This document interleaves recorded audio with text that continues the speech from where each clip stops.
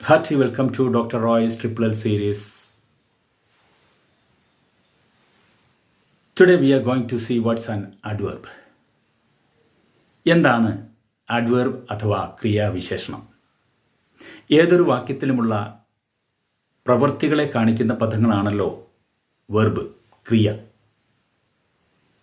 The boys stood in the class. They sang a song.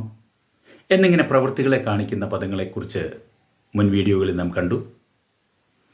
എന്നാൽ ഇത്തരത്തിലുള്ള വെർബുകളെ വിശേഷിപ്പിക്കുന്ന, അതിൻ്റെ അർത്ഥത്തിനോട് കൂടുതൽ കൂട്ടിച്ചേർക്കപ്പെടുന്ന, അതിൻ്റെ അർത്ഥത്തിനെ മോഡിഫൈ ചെയ്യുന്ന പദങ്ങളായിട്ടുള്ള ആഡ്വേർബ് എന്താണെന്നാണ് ഈ വീഡിയോയിൽ നാം കാണുക.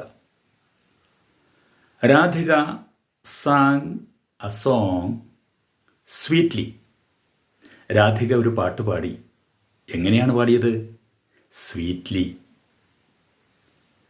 The boys wrote neatly.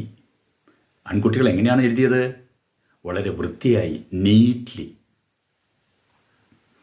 The child ran quickly. കുട്ടി എങ്ങനെയാണ് ഓടിയത്? വളരെ വേഗത്തിലോടി.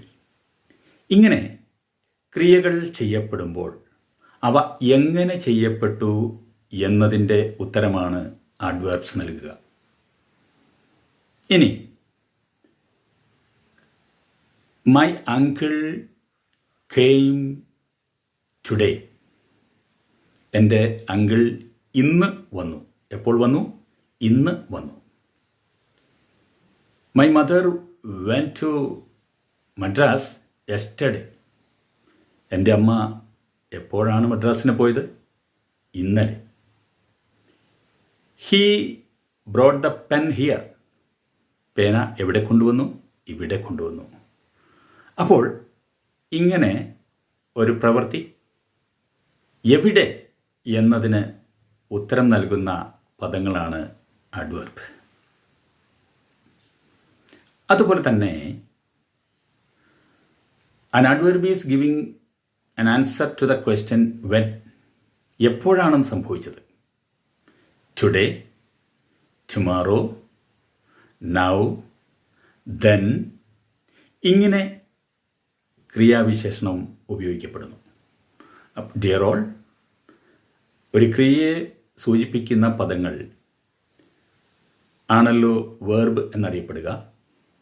ആ വെർബിനോടുകൂടി കൂട്ടിച്ചേർക്കപ്പെടുന്ന എങ്ങനെ, എപ്പോൾ, എവിടെ എന്നതിന് ഉത്തരം നൽകുന്ന പദങ്ങളെയാണ് ക്രിയാവിശേഷണങ്ങൾ അഥവാ ആഡ്വേർബ്സ് എന്ന് വിളിക്കുക. അടുത്ത വീഡിയോയിൽ നാം ക്രിയാവിശേഷണങ്ങൾ വ്യത്യസ്ത തരങ്ങളിലുള്ളവയെക്കുറിച്ച് കാണുന്നതാണ്. Dear all, if you like this video, please share it, like it and subscribe to it. അടുത്തൊരു വീഡിയോയിൽ കാണുന്നതുവരെ ഏവർക്കും നന്ദി.